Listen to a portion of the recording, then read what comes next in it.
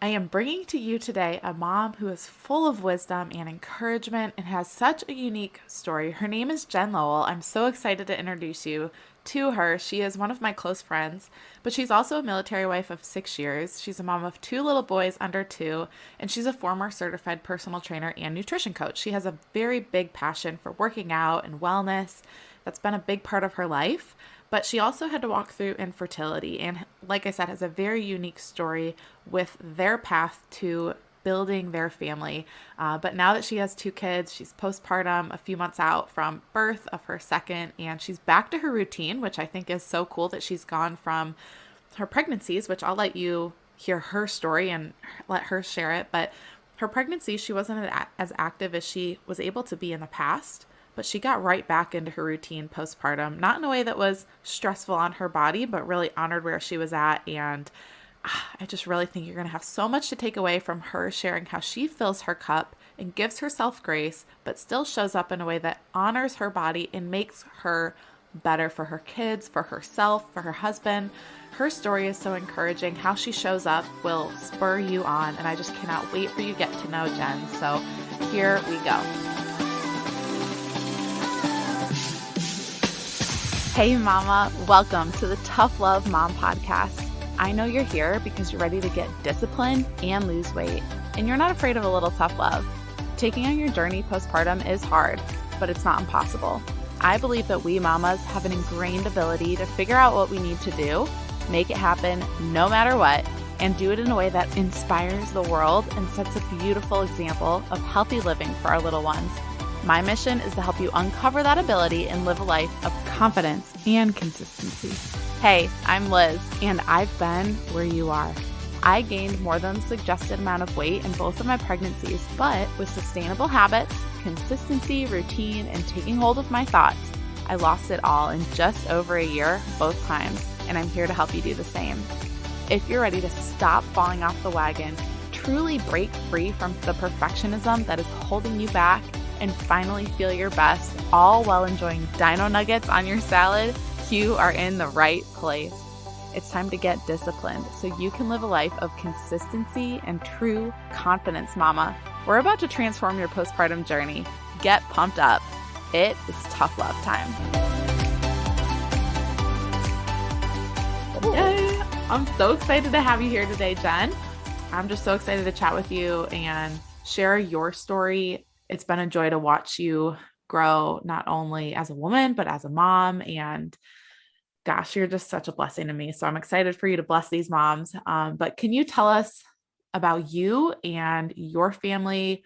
Yes. So my husband and I have been married for 6 years, and Air Force family, military family, meeting you guys at our first base. We have since, oh gosh, I'm not even going to remember the number now, 5 or 6 bases now, and a whole lot of moves and everything in the last 6 years. And recently had our second baby about 2 months ago. So we've got our 2 boys, and so power to the boy moms. Yeah, I am a previous personal trainer and certified nutrition coach. So I've always had a passion for health and fitness and wellness, and helping and working with, women who are striving for the happiest they can be with their bodies and the healthiest they can be, enjoying our time right now at the beach, but also missing the mountains and just kind of doing that stay-at-home mom life right now. What got you into fitness? Like what lit that fire for you? I know we both in the high school days were athletes and all of that, but what kept that fire going? Because I talked to a lot of moms that are like, oh yeah, I used to be really active, but now kids or then marriage. So what kept your fire lit for fitness through all those transitions? I think I know how big of a positive influence it's always been on me mentally. It did start when I was, 12 years old. My dad got me in the gym lifting weights for basketball was my sport. And I was a competitive athlete with that all through high school. And then enter college, fell off the bandwagon a little bit, didn't really care about my health, had to get it back. And that process of getting my health back, I think kind of reawakened me to like not taking it for granted.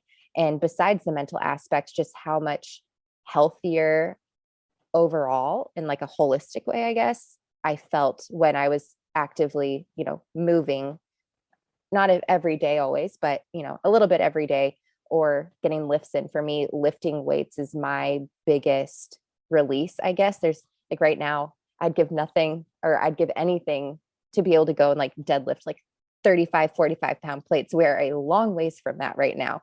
But like that's the kind of stuff that makes me feel empowered and strong. So it kind of switched to that, like, what does this do for me mentally? What does this help me, kind of feel and believe about myself through the process, and then enter marriage. And I was adamant to not lift weights because I thought it would make me bulky. And funny joke, when finally the day after I fit in a wedding dress, I said to my husband, okay, I'll go to the gym now, and got in the gym and was like, why haven't I been lifting weights? Like this feels so good. This is so fun. And then, yeah, kids, it's, I want to be, they are my motivation in this next season now, because while pregnant and having a toddler, I felt so bad at times at how little I felt I could interact with him because of the belly and the health. And just like, I want to be able to roughhouse with him. I want to be able to chase after him and run after him and play sports with him. And when pregnant, I think I got that first glimpse of like, I can't really partake in all of that right now in the way I want to be able to with him, for myself and for him, and the memories and the relationship we have. So now, post that pregnancy, just kind of really focusing on the health I'm striving for, is so that I can be the most present, fun, healthy mom that I can be for them. That's so important. I think a lot of moms shift that and they get that perspective check of, oh, it's not about me. It's about my kids and our relationship and how it can serve my family. And there's such a physical aspect to that that we can't forget about. We can't ignore that part of it. So I think it's so beautiful how it's impacted your story and your ability to encourage moms who have walked a similar path to you, and the connections you've made. It's just, I'm getting chills talking about it. Okay, I don't know how to bring this up, but you had to walk through infertility, and I have a handful of friends that have, and I guess what I'm trying to say is it brought a lot of guilt in certain moments for me, being like, wow, it was so easy for me to get pregnant. And I have these close friends who just are struggling to build the family they want to build. And there's times when I like would be really stressed out about motherhood and pregnancy, and it just wasn't feeling great. And I could get those reality checks a lot just thinking about you or my other friends who have had to walk through infertility. But what would you like? It never affected our relationship and our friendship, which is awesome. And I don't really know what I did or what you did or your mindset, but what are some things that helped you? And definitely share what your infertility journey and growing a family has looked like too, because I think it's a unique journey that I didn't know about. I didn't know it was a thing. And when it comes to like friendships and relationships and having to walk through what you have walked through, what would you encourage moms to think about saying or not saying to a friend that's walked through infertility? And then can you share your story? Because I just love it so much. Yeah. So first, I guess, there's a part of it that's, I guess it's a very hard season, especially at the beginning. And I remember catching myself after, phone calls with lab results and test results, and kind of being like, wait, what? And, thinking like, no, this is stuff you hear about, but like, is this actually real life for us right now? And just the years of, well, not years, but the year you're actively trying before insurance will cover that referral to go see someone and have testing done, like watching everyone getting pregnant and stuff. Yeah, it's hard because it's that sense of like, I don't feel this way anymore. And I can see how it feels that way when you're walking through it, but like people are moving forward and you're stuck. Like you're still trying to get what you want so badly and what you hope for and probably grew up thinking would come so easily. And then you have a really hard time with it. And cycle after cycle, you're left with, why not this time? What's going on? For me, I had this feeling in this sense pretty early, like something's just not right. And I got from some people you're so young, you're so healthy, like just give it some time. I don't know if I specifically ever heard the just relax, but like I remember hearing things from people that were all like these phrases of, it's going to happen. Like, oh, just, it's going to happen. Trust it. It's going to happen. Well, it didn't happen. And I remember during that time, I became so obsessed kind of with like the health side. And okay, I don't want my body fat to be too low because that can hinder things. Okay, but I don't want it to be too high. So like that kind of played into the health side. But definitely, like, I know while we were going through it, I didn't let a lot of people in on what we were going through. People didn't really know until we shared the pregnancy announcement for our first son, how we ended up conceiving and what the previous 2.5 years had been like for us. And then I became very open with the fact that we ended up having to go through embryo adoption to grow our family and to have our boys. And I'm sorry, I'm 2 months postpartum and I'm highly emotional still. And then Colton just turned 2 and I will start crying because I cried so hard putting him to bed the other night. I did not cry when he turned 1, but I sobbed putting him to bed when he was going to turn 2. Gets harder every single Ah, year. I'm like, what is this? That's supposed to get easier, I thought, but I it does know. not. I said to my mom, I go, I don't know if it's now having an infant again that it's like, oh my goodness, this time is flying by. Like, how? And John, we were talking to a neighbor and John's like, oh yeah, she's cried 5 times today already. And I'm just like, it's a continuous faucet. It's fine. But I might cry a little bit right now talking about it because it just, whether it's the hormones or just kind of being on this side of things now of our journey, I guess like the appreciation. But with embryo adoption, like we never did IUIs, we never did IVF of our own. So sometimes that made me feel like we skipped some stuff with like our infertility journey, because those are hard things to go through and they're not experiences that we had. Our diagnoses basically told us you will never have biological children, like you're not going to conceive naturally, and you have like a less than 1% chance through something like skip the IUIs, like nothing's going to happen there. If you went the route of IVF, you've got like a less than 1% chance of that probably working out. And John and I just didn't feel any peace at all about attempting that, and not saying that like financially it's not worth it. But, we'd heard stories of what if we do one round and there's nothing? Do we try a second round? And then there's nothing. And we get to a point where we're 60, 80, $100,000 into this. And we just didn't feel any peace about going, that route. And so I had closed the door. Like for me, a huge grieving part then was I thought I'd never get to experience pregnancy. And that was huge for me. And sometimes I feel like that's selfish to say in a way, like when it came to like us starting a family, like I cared so much about me getting to experience pregnancy. But I know that's something I think that not all women, but many women, since they're little girls, like they dream of that one day. You take care of your baby dolls and pretend you're pregnant and like that kind of stuff. And for me, I really wrestled for a while with the idea that I may never get to be pregnant and have that. And I had shut the door then, like I kind of had it out with God, and finally was like, all right, fine. Like if this is not our story at that point, I've wanted to adopt for so long as well, and went into my relationship with my husband saying, I want to adopt. Like, are you open to that? That I just went, kind of a type A control freak sometimes. I dove headfirst into researching adoption agencies local to where we were stationed at the time and all that stuff. And 2 weeks later, my husband was actually TDY where we live now, which is crazy. And he was at a hotel that we drive by. And I'm like, it's so crazy to drive by that hotel now and be like, that is where it started truly for us. That he was researching one night and he found embryo adoption.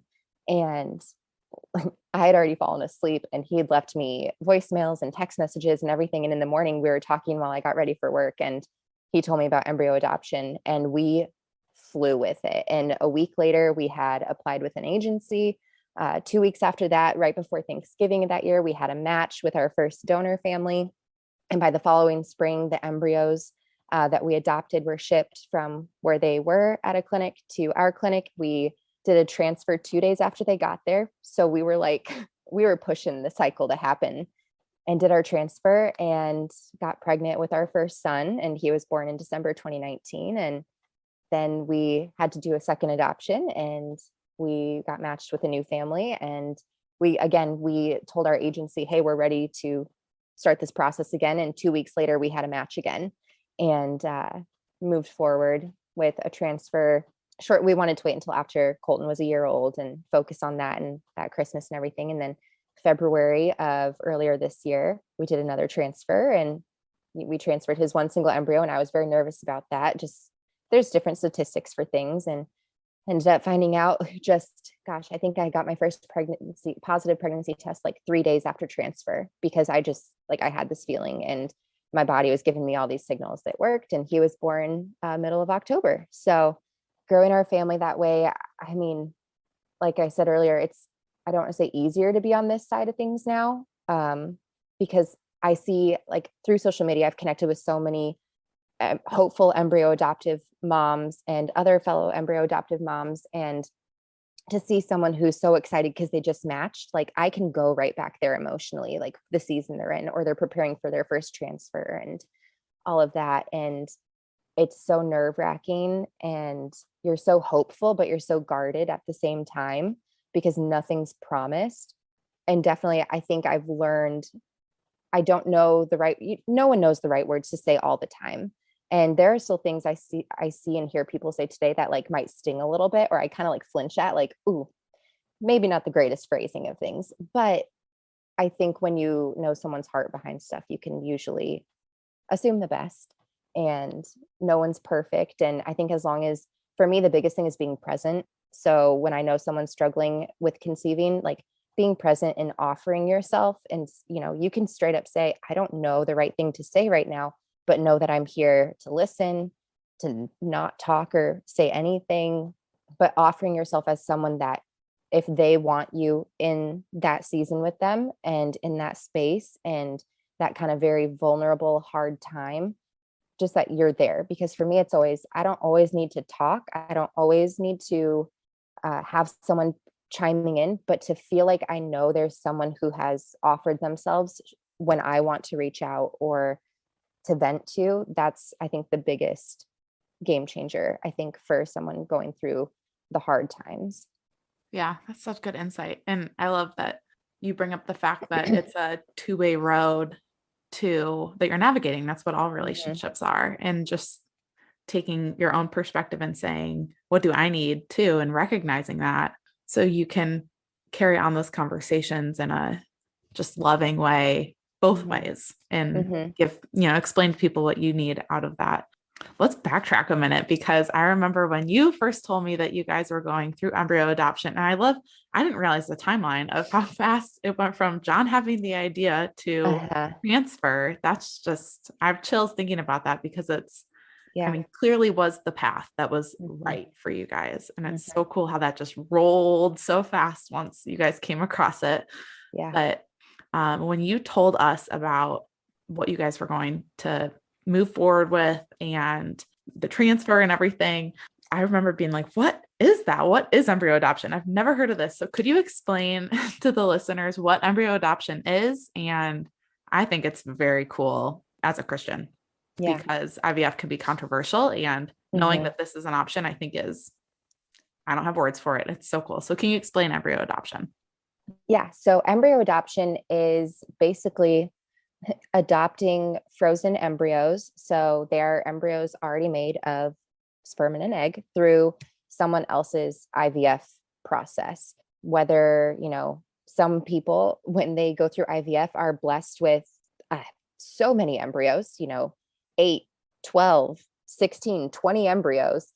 And it's, they might have as many kids as they feel completes their family, and they have these remaining embryos. And there's multiple things you can do with embryos once someone says that they are done with them, which is where kind of that controversy comes in with IVF being ethical or not and everything, because you can, which kind of, I guess, goes first to, where do you believe life begins?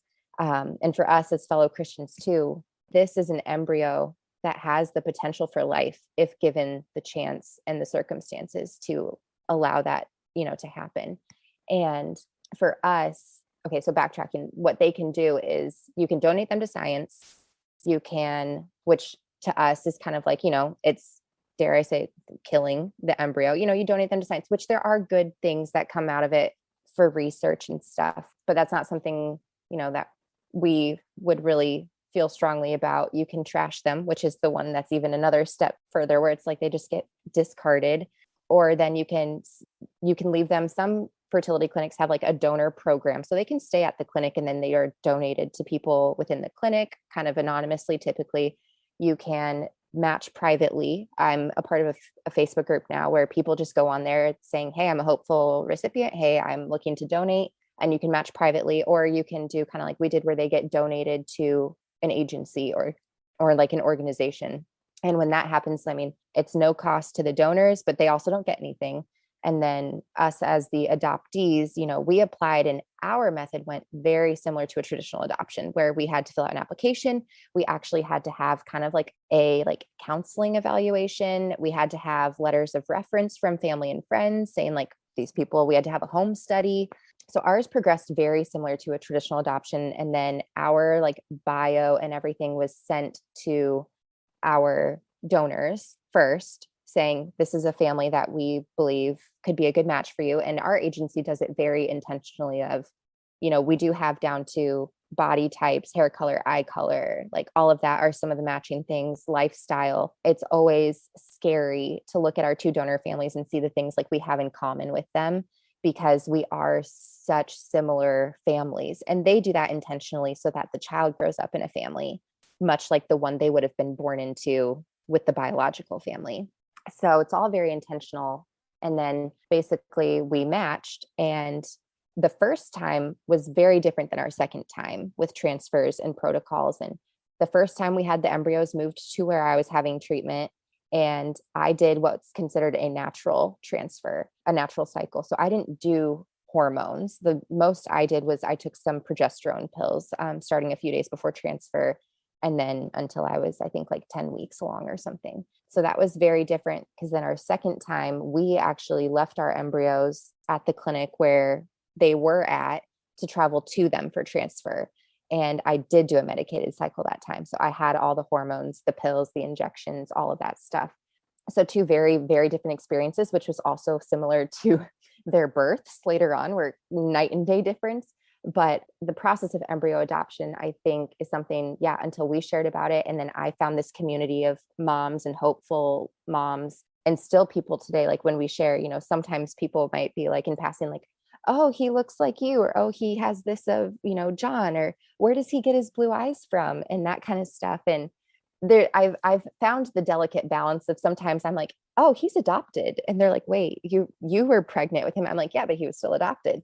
And then it's kind of a fun moment to share his story, both of the boys' stories, because for us, like, we take pride in that. And I take pride in being like, actually, these are the similar traits like our oldest has of his like 3 biological siblings, and like those kinds of things. Like, we take pride in that because we want to raise him to, like, once he can understand, to take pride in that. It's not a secret for us. But then, there's times if it's someone like you really don't know, I'm just like, oh, thank you. You don't have to always go into the full story, but more often than not, I'm pretty open. So I'll just be like, oh, you want to hear about embryo adoption? Because that's how we got our boys. But what's been cool is to see like people that I knew from like college that I don't talk to randomly pop into a message to be like, hey, I know someone who's going through this. Would you mind if I passed your name and what you guys went through to start your family along to them? And it's those kinds of things where now, being on this side, we have our boys. We've been so fortunate to have the experiences we have with our transfers and embryo adoption and our donor families, that now it's always just like, I'm so eager and hungry to try to help make it easier for someone who's where we were 3 years ago and about to embark on, what we've gone through, and try to keep things as positive and hopeful, but also be someone who's like, hey, I know that this, and this part of it are hard, and it can suck and be confusing and stressful too. But yeah, being where we are now, it's definitely wild to look back and just see, like you said, like for me, I've always said God had this plan and he was so ready to give it to us. We just needed to be willing to say like, okay, we're going to stop trying to do things our way and figure things out, because I wanted to be like, I have a plan. I can make this happen. Let me make all the right appointments. Let's see the right people and do the right tests. Like, it's fine. We'll do this. I'll get us there. And then finally surrendering all of that and saying, okay, what do you have? Like, what is it that you want? And 2 weeks later, he opened that next door when we finally said, okay, we're closing this one. We get it. Now you can move. And he opened this door, and it just moved so fast. And so we've always said, this was what he was waiting to give to us. And I never could have imagined I can't imagine our family being any different than it is now. And so we're very thankful for what embryo adoptions, where we're at with it. Yeah, it's so cool. Your Instagram's listed below, so I'm guessing that you're going to get some DMs and questions and people saying, oh my gosh, my friend went through this. You guys need to connect, because I didn't even know so many people don't know about embryo adoption, but there's such a community out there, and it's so cool to see you so connected with them. So having gone through a transfer and having a prior fitness journey, what did fitness look like for you during your first pregnancy? How did you approach it? How was the birth? How did it affect your birth and everything? How was all of that? And your second pregnancy too, because I know they were different as well. Every kid is so different. So Yes. how were those two? How were your journeys during those? And how were the births? So after a transfer, you are put on like pelvic rest until you have like your viability scan. So it's typically, I want to say it's about like 6 weeks. You'll have your transfer right around transfer. You're technically like 3.5 weeks. And then your viability scan is usually between 6 and 7 weeks. And then at that time, they might kind of say like, okay, you can go back to exercise and stuff. Well, both times, they said, okay, here's your viability scan. Things look good. You can go back to exercising as was. But I also, leading up to them both, I guess I should say this, I really toned it back. Like I said earlier, I love lifting weights. I love really intense workouts.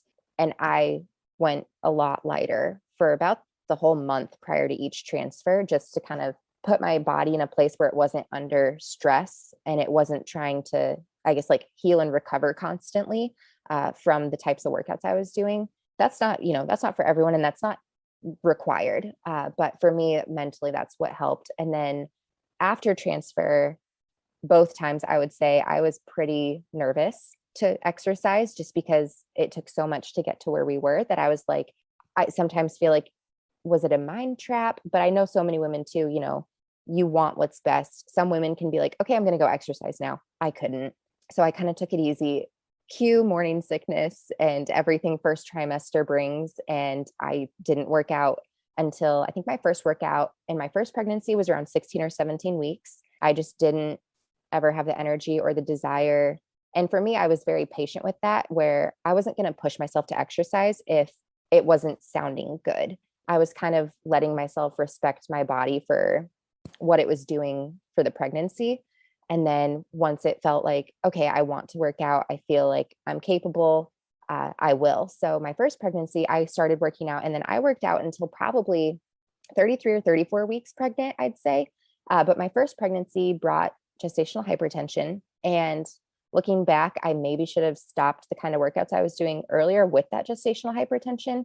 But that kind of started being brought up in my early 30 weeks, and with high blood pressure readings and everything. And that ended up leading to me getting induced right at 37 and 5. And he was born on 38 after I think it was like a 21-hour labor. And yeah, I got sent straight from my like 38-week check straight to the hospital because my blood pressure readings. They induced me, did 10 hours without the epidural, and then tapped out and said, give me that epidural, because the Pitocin and we weren't good friends. I don't like that stuff. He was born the next morning, and I felt like in the end with the epidural, I was very present, which I wanted emotionally and everything. I was very present because my body was pretty chill, from what I could feel. And I got him out. I did like the practice push while they're like, oh, we'll go call your OB and get her here. And I did 2 practice pushes, and they said, stop pushing. He's crowning. Like, he's ready to come. So like, we're going to chill and hang out here, lay on your side, try not to push, like, don't do anything. And then my OB got there, and within 1 contraction and 3 pushes, he was out. And comparing that to now, the most recent birth experience with my second pregnancy, again, I didn't work out for a long time, kind of the same phases I went through of just being a little bit more reserved, and then first trimester sickness, and then also now having a toddler to chase around. I would get so exhausted just from chasing him, even once like I wasn't having that first trimester exhaustion. So once I could start working out, I did here and there, but looking back, I probably worked out 5 or 6 times like my whole pregnancy with my second pregnancy. And I don't want to say ironically, knowing the previous gestational hypertension, they had me on the baby aspirin the whole time. I had maybe one borderline high blood pressure reading the entire pregnancy, which was another night and day difference, where every appointment was just kind of like, oh, looks great. Oh, looks great, which was fabulous. But we had talked early on, like, would we need to induce at 37 weeks, 38 or whatever, just knowing the previous situation with the hypertension. And luckily that was never the case. I think I had kept thinking though, we had talked early on that we would be inducing around 39 weeks, regardless, whether it was, medically necessary or elective, just for peace of mind. Sometimes with IVF babies, there can be something with getting to 40 weeks and things having more complications or not the greatest outcomes. And so they were very respectful of that wish of mine, especially him being in a second pregnancy. And what got funny, and this is always where I, again, kind of laugh, and maybe we'll see if this plays out in his personality as he gets older, but I was scheduled for the induction to start the evening of October 17th.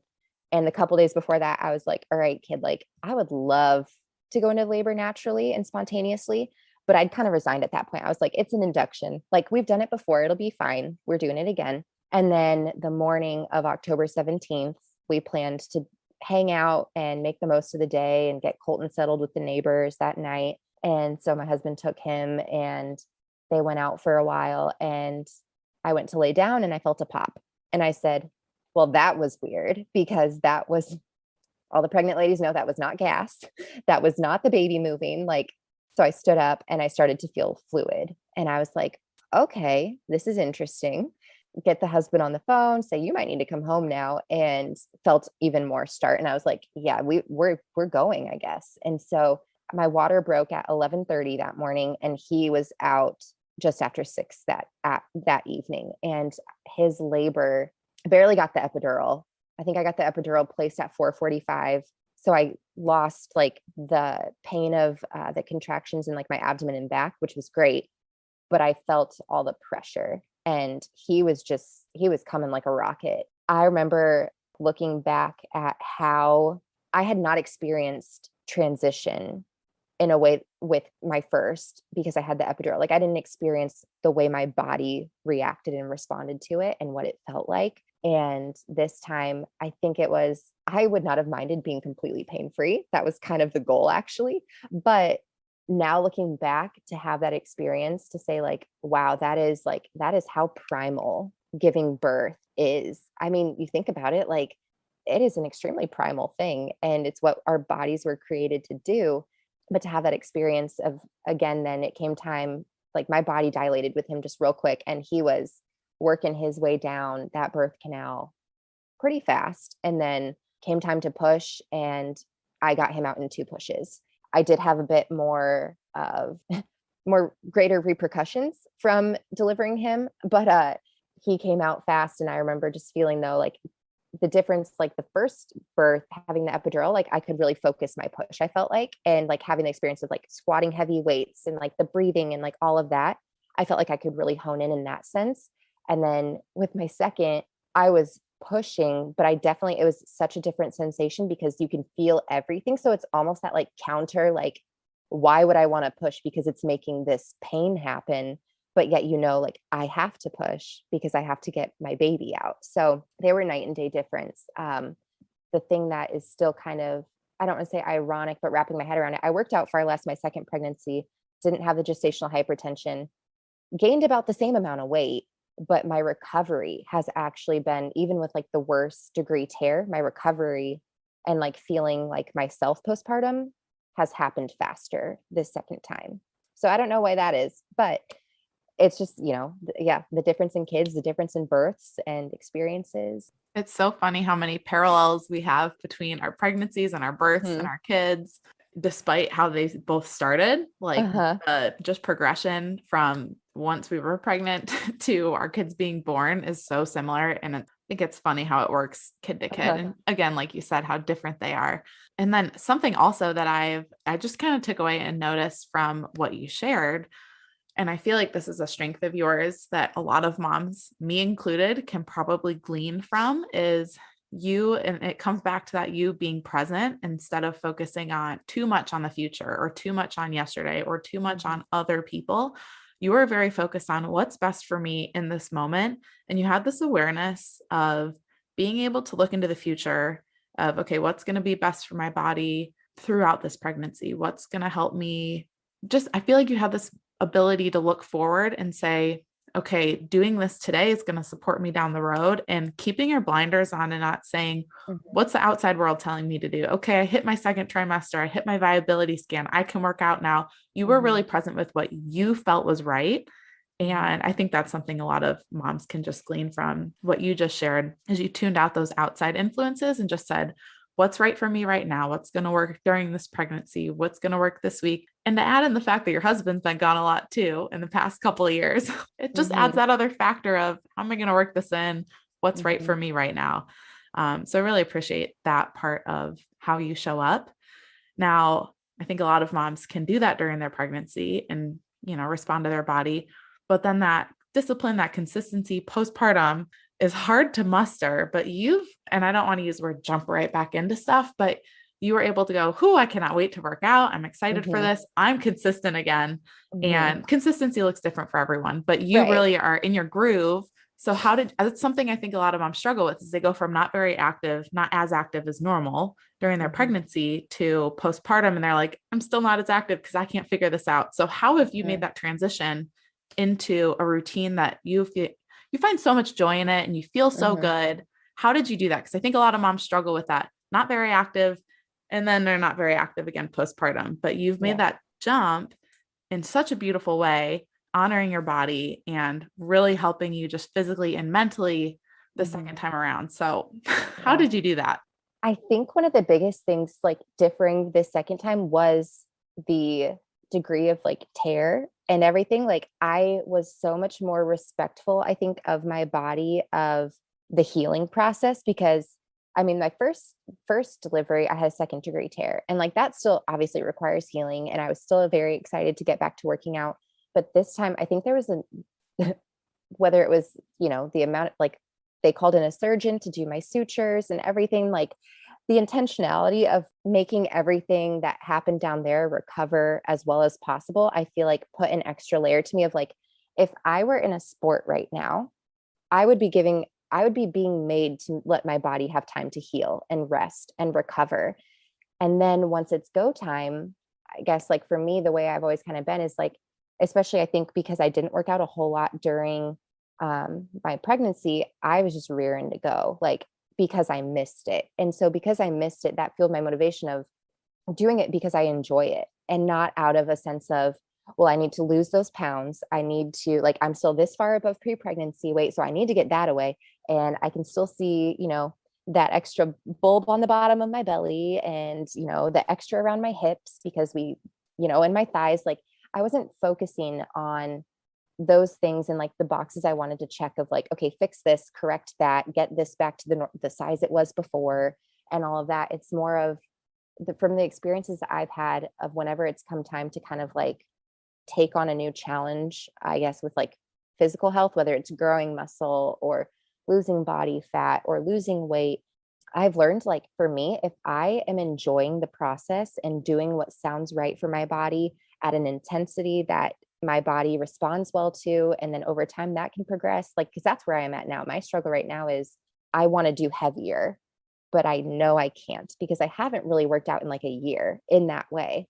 But respecting the process and knowing that as long as I'm doing what I enjoy right now, it will take some time, but I will see my body kind of continuously come back to, I guess, like what's familiar to me and what feels more like my body. And right now, there's like some consistency, and finding how that works has typically been like, my husband knows he gets home from work and I've been with the boys all day. That's my time to take care of me. And like, usually right now that means like, hey, I want to move my body. I want to do something for myself. Like, I am someone that is fascinated by and loves when I know, like, I can feel a muscle working. Like, it's that kind of, I don't know, slightly nerdy aspect to it of like, I was doing single leg deadlifts last night and I was like, oh, I can feel that muscle, like, and my hamstring up through my gluteus medius. Like, that's pretty cool. Like, and not everyone, feels that way or thinks that way. But for me, like that's the kind of stuff, the mind muscle connection is like something that actually fascinates me too. So like while I'm working out, it's like a whole lot of that stuff going on. But I can say without a doubt, because my husband did go TDY the other week, and like there were 2 or 3 days in a row, like I didn't get a workout in.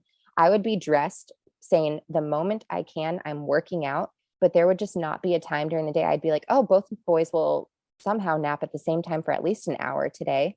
No, it didn't happen that way. And then at the end of the day, like with a pretty much still newborn, it just, I wouldn't work out. And then to those days, like I would feel a bit of frustration creeping in because I wanted to work out so badly for myself and for how it would make me feel, and to feel like I was doing something for someone, not just the boys and, me, but that it didn't happen. So largely, like when my husband is home, like I don't know what it would look like for me right now in this current season if it wasn't for him being so willing to help and know, like he knows how much I value it and how important it is to me and how much better it makes me feel and how much as emotionally stable as I can be right now. After talking about earlier, like I am just a basket case. Sometimes I feel like emotionally with crying and stuff, but as emotionally sound as I can be, like my working out feeds so much of that. And I think that comes through, like, it's always just been at my healthiest outlet because I've had unhealthy outlets in the past, and knowing like that this is a way that honors my body, but also honors my mind at the same time. So it's practicing grace for myself, even when that's hard to do. Like there's days where I'm like, but I want to do this exercise, even though it's hard. Like I went to do my first pistol squat last night and I could not get up out of it. And I was like, at first I was like, I could get up out of this after my first pregnancy, like I think it was like 8 or 10 weeks postpartum. And I did a pistol squat after my first pregnancy. And then last night I got to the bottom of it and there was no getting up. And I got frustrated for a second. I was like, no, we can do this. So I tried again. Nope. Same exact outcome. Like I was not going to be able to do that exercise yet. And then I was like, you know what? Then this just marks where we start. And this is where we have to kind of relay the foundation and respect the foundation period. And then progressively over time, like we'll get back to, 6, 9, 12 months from now, being able to just like move freely in a way that like, I don't feel like, oh, but I can't do that yet. Or, oh, I can't support my own body weight in a push-up yet. And like not being frustrated by that now and letting that stop me. It's saying, okay, this is where today marks. And in 6 months, I can look back at today and say, this is because, you kept moving forward and like building on that foundation to be able to do what you want later. Yeah. It's like how that motivation is literally built day by day by day. It doesn't come out of this looking at your child. Yay, I'm motivated. Or like, yeah, I fit in my jeans. I'm motivated to keep this up. It's a focus on the process. We can miss that really easily because we're so focused on other processes as moms and so many tasks every day. So focusing on what the process is. You mentioned an acronym in the military that people are probably like, what did her husband go? So I thought I'd clarify that real quick. TDY stands for temporary duty assignment, which the A and the Y, no one really knows why those two go together because it doesn't make sense. We don't really ask questions as military wives. We just kind of go, okay, whatever. Yep. But it's basically a work trip. So yeah. Yep. He was on Not another present. work trip. Yeah. Yeah. Yeah. Just one.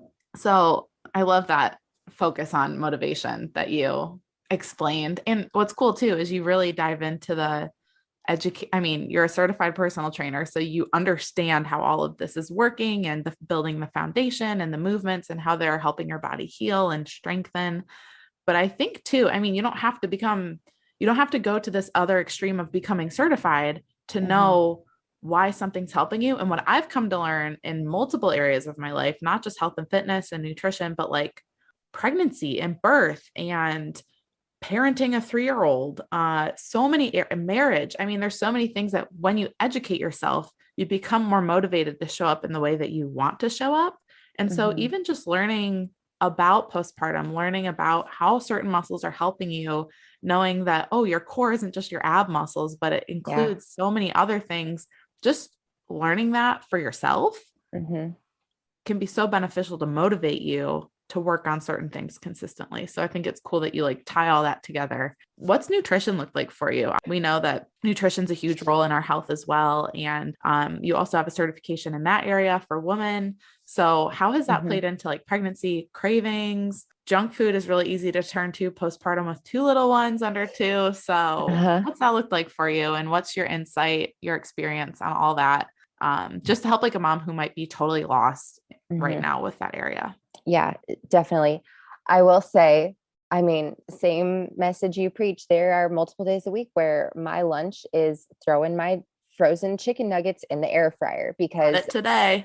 I, yep, I might be making some for dinner later because when you're home with the little ones, I can't cook up some gourmet meal that's like, oh, I need this to be healthy and raw and all these things. Like, no, like I'm gonna stick and I would stick my chicken nuggets in my air fryer and I can still like they're cooking while I take care of the boys. And then once I, get done what I can eat them, put them in a salad, eat them with sweet potato tater tots. Like it's all balance. And so I would say it's still keeping that mindset of balance. Like you can't over obsess, I feel like, on healthy, healthy, healthy and eating what you think, kind of like you said, or even earlier, like the blinders. Like, don't look at what this other woman who is this many months postpartum or has gotten to this place that you want to see your body get to and be like, oh, I need to eat like her.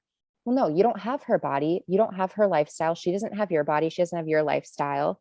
That's just not realistic. And so when I used to work with clients and it was women on like the nutrition side of things, it would be for focusing on like, I just want you to look at like, take an inventory of what you are eating right now.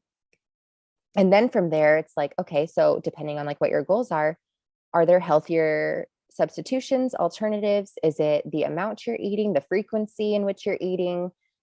Is there like the mindless snacking? I will say I have one of the biggest sweet tooths. Like I keep my stash of my M&Ms at all times. We had a Christmas parade come through the other day.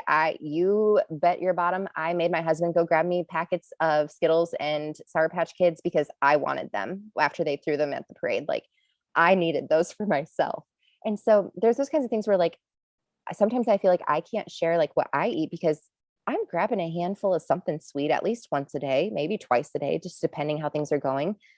But it's also like I know a little bit's enough to satisfy that craving. And then sometimes, like if I satisfy the craving right away, I may not have that craving for another week or two. And so I think it's like that listening to your body knows it kind of what it wants. So like for me, like if it's asking for pizza one day, okay, I have a slice of pizza or two, like as part of my dinner, but then I don't want pizza sometimes for like another month or so, like because I listened, I satisfied it, that's it. I feel like there's this balance that easier said than done sometimes to talk about satisfying it, but don't overindulge it. And then it doesn't have to mean you eat it every day or, multiple meals. And then easier said and done. My biggest thing is always talking about, yes, like your fruits and your veggies. Right now, my biggest thing that I know I need to improve on is first the amount of fruit I eat, like raw fruit. I'm amazing at feeding my toddler the right balance on his plates of like fruits and all that. So it's here, but it's getting myself, I guess, like to do it for me. And like that's something I know I need to improve on. But then, what can you do? Like I'm a bowl person. If you can throw it all in a bowl, to me, that's easier. So taco salads where you can get your beans and your meat and your lettuce, and then, whatever else, like if there's a dressing you like, or big like into spaghetti. So then it's like, okay, if I have my meat and my carb, but now I need to add like, okay, what could I do for like a side of veggies? So it's not feeling like you have to stress about it and not overcomplicating it. It's just, for me, it's always been like this balanced mindset. And over time, I feel like if you kind of focus in on it, you become in tune with like what your body is asking for. Because same as like when I would coach women in like their nutrition, your body, a lot of women are scared of the fats and they're scared of the carbs, but there's a certain kind of baseline amount of fat your body needs to be healthy. And carbs, especially like, yes, maybe you want to lose some weight, but a lot of women want the more defined muscle. Like, no, honey, you got to eat your carbs too. There's so many things I feel like that have been put out there that make us fear specific foods or specific categories of foods, but it's like they're out there. Our body needs them. We just have to kind of tune into what the right amount for our body is and then respect that sometimes maybe you indulge a little more and that's okay. It's not going to put you back. And then sometimes there's also the natural, like you do need to eat more depending on what your goals are, like muscle growth and all that. Like that's one thing right now for me is like, eventually, once my body is woken up from all the muscles are awake and getting used to moving again, I know I'm going to probably have to increase what I'm eating actually for wanting to put muscle back on, because I know I lost quite a bit of muscle this last pregnancy from not working out. And doing that, I have to be able to give that something to feed off of. And that is fuel through the food. It's just a matter of, again, taking it one day at a time, one step at a time. I think we can try to, a lot of times you're like, okay, I'm postpartum, I'm cleared, let's dive into all the things. Or, and it can be overwhelming to do that. So moms will think they want to dive into all the things, but it really is a matter of, okay, let's wake these muscles back up. There's so many muscles in your core, in your arms and your legs that weren't engaged during pregnancy or were engaged in different ways because of how your belly was carrying your child. So yeah, just giving yourself that process to change things and adapt and grow. Gosh, you have so many amazing takeaways. And I feel like so many areas that women can glean insight and knowledge and encouragement from you. So can you let the listeners know where to find you and follow you on social media so they can come connect with you and just be encouraged by who you are? Yeah. So on Instagram, it is Jen's Journeys. I'm getting a little bit more fitness back out there. For a while, it's been mostly like the motherhood, pregnancy, and embryo adoption. It's a lot of embryo adoption and stories with our boys and stuff. But I'm going to be trying to put some more fitness stuff back out there, just purely because I enjoy it. But I do know there's still women out there that, if whether they're not inspired exactly or motivated, or they just don't even know what to do. I'm not always for, monkey see, monkey do. And, you got to know what's right for your body. But I'll be sharing some stuff on that platform. And then recently I did create a new like Facebook page. It's Flurries of Faith. And that again is also going to be focusing more on, I have a passion for writing, but just focusing more on the stories. I'm actually getting ready to share Caden's birth story, my second pregnancy. I'm going to put his birth story on there. And then also just the ponderings of motherhood and the boys and, how we got here, how faith kind of has carried us through it all and carries you through the daily multiple times a day of praying. Right now it's praying over the colds that the boys, I guess, are bouncing off each other and all those moments. But those would be the two main places where people can find me. Perfect. You have so much wisdom to share. So I'm excited for everyone to find you and follow you. One last question. So this is the Tough Love Mom podcast. And I think tough love can come off a little harsh sometimes. I think that can be taken the wrong way, but the definition of tough love, to change your mindset on that, is love for someone else expressed in a way that is straightforward because you care about their well-being. So if you have one last thing do you want to share with these moms with that in mind? I have such a desire for women and moms to find their why in something that's not punishing, rooted in shame, as to what they think their body looks like or what the scale says, but to find, and I feel like this is something that resonates like with you and your message so much, but to find freedom from those things and know that their value and their worth, it doesn't come from how you look, what you see on a scale, not even always how you feel. But if you can get the mindset of like, the tough love can actually be in like shaping your mind. And sometimes someone saying to you, snap out of that mindset you have, and kind of giving you some truth back. So what I think is so cool is when women can do that for each other out of love, out of a place that comes from honesty. But I'm telling you this because I care about you. And this is what I see in you. And this is the potential I see in you. And these are the things that I see that make you beautiful. I think not being so scared. I think our society is scared today to express tough love, to express criticism. And it doesn't even have to be criticism, because criticism can sound like such a harsh word, but to express it in a way to empower someone. I think sharing that tough love from a place of love, but in a way that's focused and directed at empowering them and saying, this is what I see in you. This is what I believe you're capable of. How can we help you get there? Or how do you want to get there? And giving that person a way to feel empowered to take it on themselves, but knowing that they have someone who's going to walk alongside them, to check in with them, to give them self checks and to encourage them. It's a balance, but I think, the more people do it, the better each person is. And then, ultimately we want happy, healthy moms. And that doesn't mean we all have to look, our bodies don't all have to look the same. We don't have to all eat the same things. We don't have to do the same exercises. But when we're all, in our best places and our best selves, then that feeds off to our children. And then they are that next generation that can do that for each other. And so it's, what example are we setting for them? Amen. Man, I was like nodding my head and just amening you that whole time, put myself on mute because I was like, this is good. It is all about empowering. So wherever you are right now, whatever you're doing, I just want you to stop and let that, what Jen just said, soak in. And the fact that whatever it is that you need to shift in your mindset, you're capable of shifting that. And Jen's here to empower you in that. I'm here to empower you in that. Your friend down the street who might be struggling with the same thing wants to spur you on, wants to walk alongside you in that, might be going through the same struggle. So gosh, like lean into other moms, create those communities and those friends, find those communities. Like Jen's leaned into the embryo adoption community so much. And I found quite the community with preeclampsia and moms of toddlers who wear glasses. I mean, there are endless people out there to connect with. So lean into those other moms and just be empowered by what you're actually capable of living out in your life. Gosh, so good. Thank you so much, Jen, for being on here today.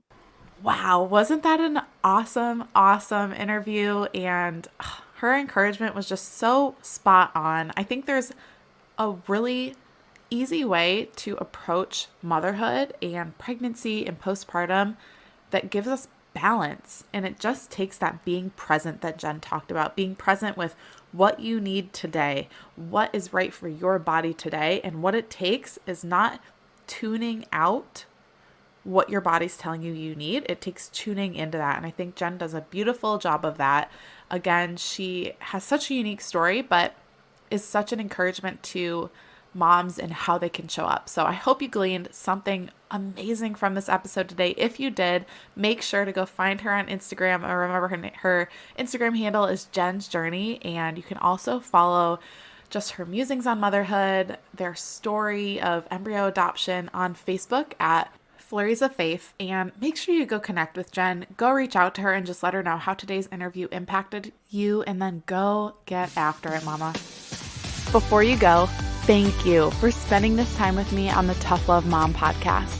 If this episode encouraged you in any way, the number one way you can thank me is to leave a review letting me know how the show has impacted you. Then send this episode to another mom friend, or take a screenshot, post it on social media, and tag me so I can personally thank you for helping me on this journey to impact thousands of moms. I'm so grateful to be on this journey with you, sister. Until next time, get after it.